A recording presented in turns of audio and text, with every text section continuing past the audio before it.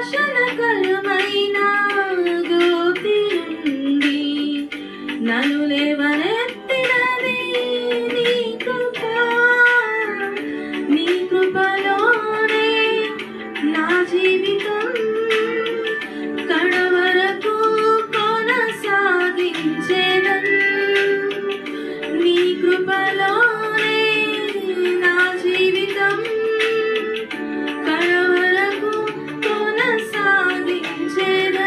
యేసయ్యా యేసయ్యా నీ కృప చాలయ్యా.